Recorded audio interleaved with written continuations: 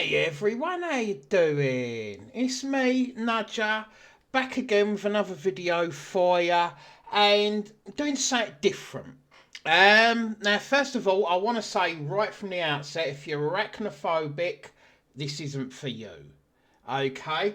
But if you're okay with seeing spiders just on the screen, then continue watching, because what I'm going to be doing is I'm going to give a watch to the legendary what's his name, zoologist, I want to call him, Sir David Attenborough, who throughout my childhood and life, every Sunday we would hear his voice doing different animals, different bugs, different arachnids, you name it, from all over the world. He'd be on the TV near enough all of the time. Now, I know obviously as he's gotten older, he's not on the TV anymore, but I found this. This is a little, what's the word for it? It's a short little video. It's just under 10 minutes. So if you're interested, stick around and we're going to find out about some different spiders or arachnids, if you want to use the correct terminology. So yeah, just before I press play, guys, I'm really happy. I'm just over, well, I've got just over 400 subscribers now, which is okay. We're getting there. We're heading in the right direction. So I'd really appreciate it if we can get that number higher. So if you can, hit the thumbs up for me and hit that subscribe button. I'd really appreciate it. Right, thanks very much. Let's carry on. This tangle of silk is the home of one of Australia's most feared spiders. The highly redback. Venomous redback. Yeah. Despite I've been to Australia a couple of times, guys. Well, about 4 or 5 times, because I've got family that live over there. And for what people think, everyone gets the idea in their head, yeah, that, oh, Australia, it's full of spiders like these. But here's the thing. I can only say, right, I've been to Australia 6 times. I've only seen one redback spider, and that was in what they call the carport, basically the garage where my mum keeps the car, and it was right up in the corner. Unless you was looking, you wouldn't see it. Alright? So the chances of you seeing one are very slim to virtually none.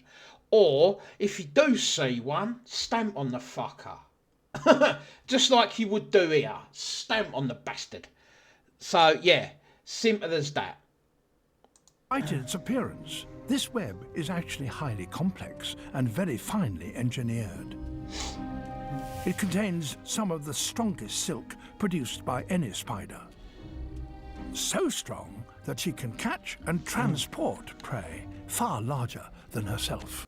Not only that, what he's failed to mention is what they normally do as well is on each strand you'll see like droplets. Yeah, it looks like water droplets. It's not water. It's like a glue.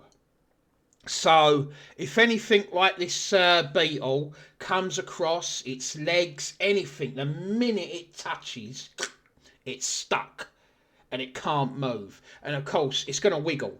And where it wiggles, vibration goes up. Spider senses, oh, what's in my web? I'm going to go and have a look.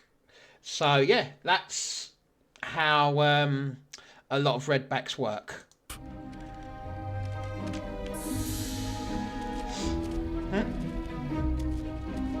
See that? Ooh, what's in my web?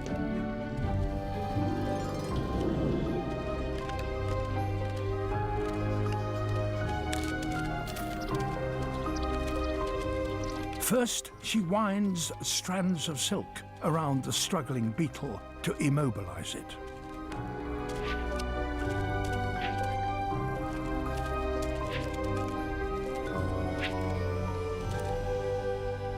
When the beetle tires, she bites. Bang. Yeah, bye-bye, beetle. She must pull her victim up to the part of the web where she lives. She starts snipping and reattaching the lines of silk.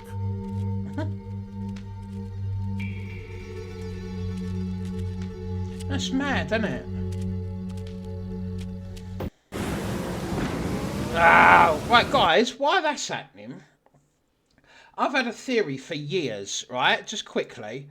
I believe, you know, they say there's, we think we're alone in this world, right? Sorry, in this universe. So, in this world.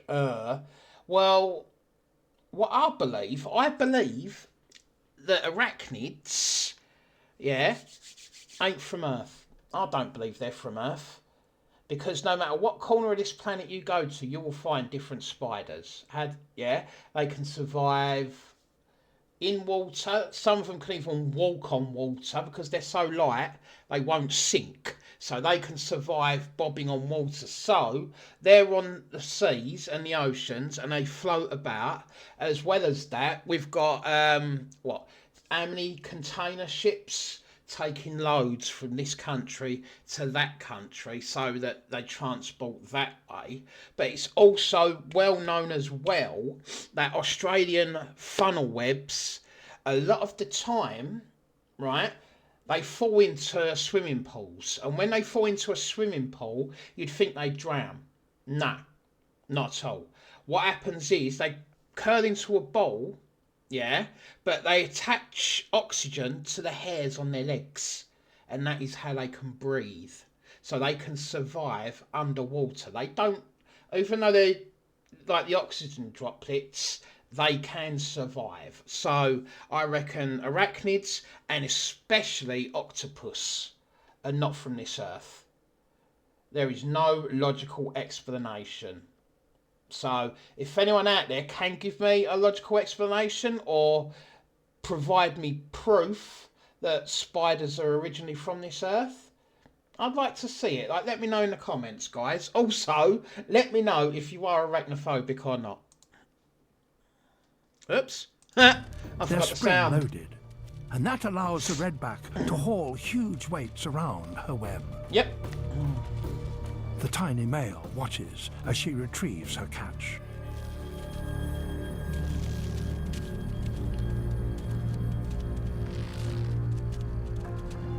Spider silk is as stretchy as elastic, but harder to snap than steel. So, I mean, it's crazy, isn't it?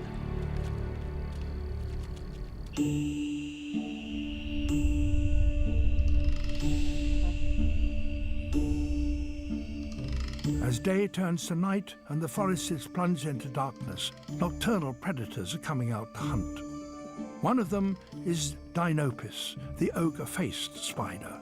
Ooh, okay. She is found throughout the tropics, and she uses silk in a very different way.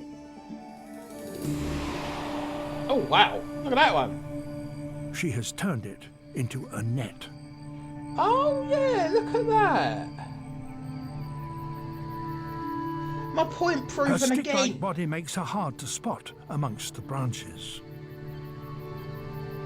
And they don't move, they stay there still.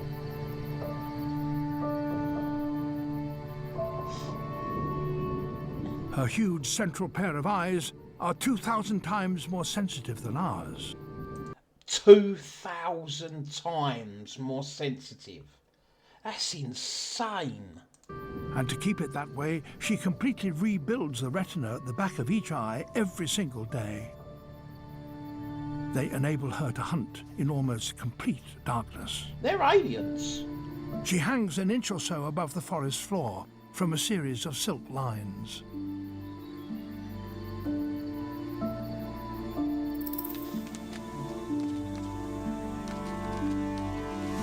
She strikes. Oh! She stretches the net over her prey. Womp, gotcha! Damn! And then wraps it in silk to immobilize it.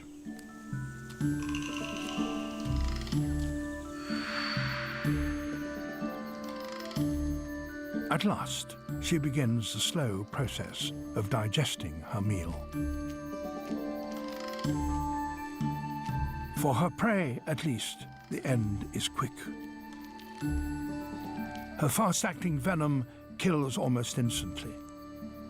But venom can have other uses, and some victims are not so lucky. Such as?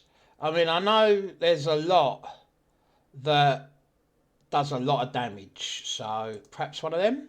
Insect relies on camouflage to make it invisible. Okay. But that too comes at a cost. Being shaped like a stick makes it difficult to fly. So if a predator does find it, it could be done for. Ah. Right, these bastards. A huntsman. Now, I'm going to let him show you one before I start talking.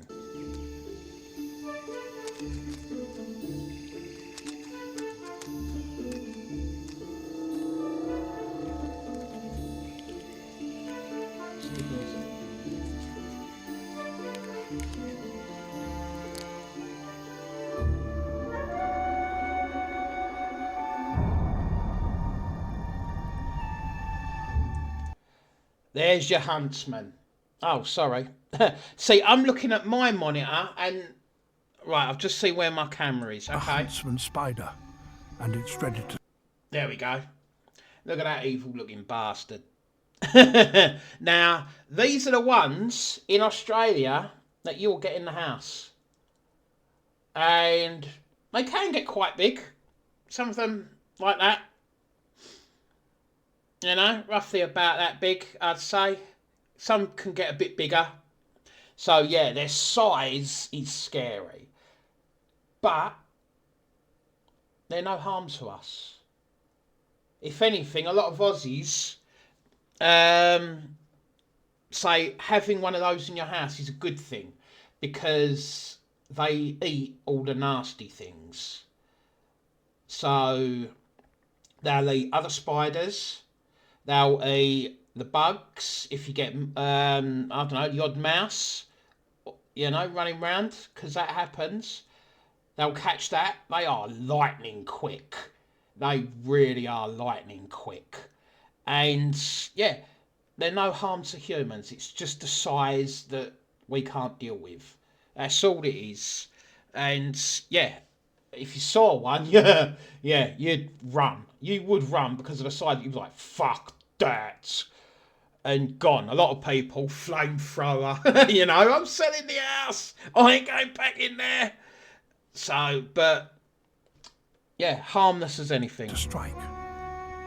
It's one of the fastest and most agile of all spiders.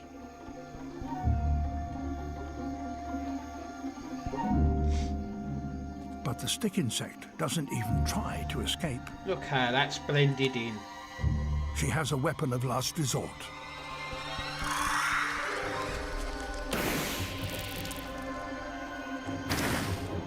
A milky substance from the glands behind her head.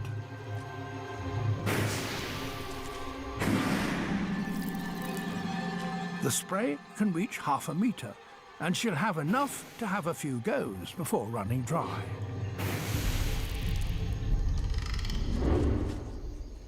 It fills the forest with the scent of peppermint. Oh, okay. To the huntsman, it's an unbearable irritant. Oh, well, there you go. Anyone going to Oz, put some peppermint around, So keep them the away. stick insect is free to graze in peace.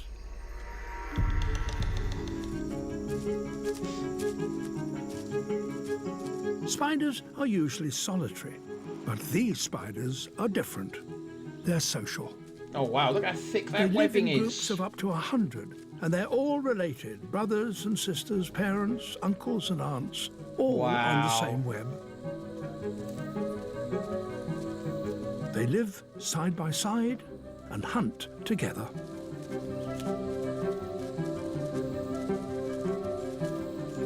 Here too, the mothers care for their young. Once these eggs are hatched, she'll feed the spiderlings by regurgitating food until they're old enough to hunt for themselves. Really? For now, with so many spiders guarding the web, it's safe for her to leave the eggs in search of food. Wow, it's crazy, isn't it? This mantis is far too large for any single spider to attack. So they're all going to gang up on it, are they? So instead, they collaborate. The spiders help to hold it down. Who's getting itchy? Are you getting itchy? Because I'm getting itchy. Even the smaller, young spiders lend a hand.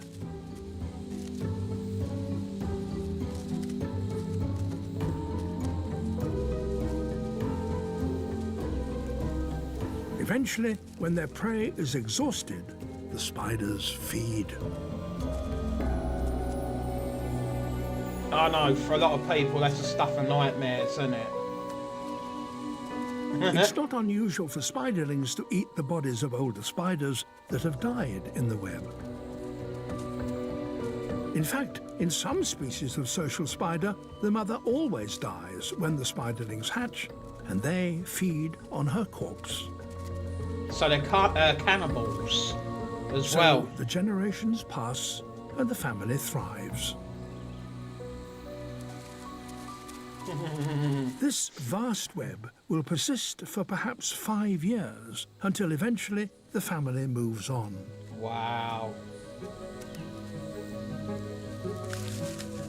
By living together as an extended family and all looking out for each other, these social spiders have helped guarantee their survival. It's crazy, isn't it? But some insects have taken this practice a stage further. Family members have begun to specialize. Most feared spiders. Well, that was the end of that. Like I said, it was just a quick 9 minutes. I hope you weren't too freaked out, guys. I really do. I mean, that made me go a bit itchy, that last one, when there's lots of them. No, I don't like that. Don't like that at all. If you survived this long, I really appreciate it. Thank you. Yeah, like I said, if there's something that he hasn't mentioned that you already know, let me know in the comments, guys. Yeah, and I think the best way for me to end this is by saying, just check the corners of your walls in the ceiling of a night. And I'll catch you on my next video, which will be tomorrow, and I will be doing another part of my real life work stories that I've been doing. I'm up to part 6 now, and part 6 is gonna be it's known as a wet weekend. That's all I can say. And what I'll be doing is I'll be recording this on my phone whilst I'm in Newcastle town centre tomorrow. So if you're enjoying that, like my series of work stories, I hope to get a thumbs up from you from it. So I'll catch you then. Bye bye.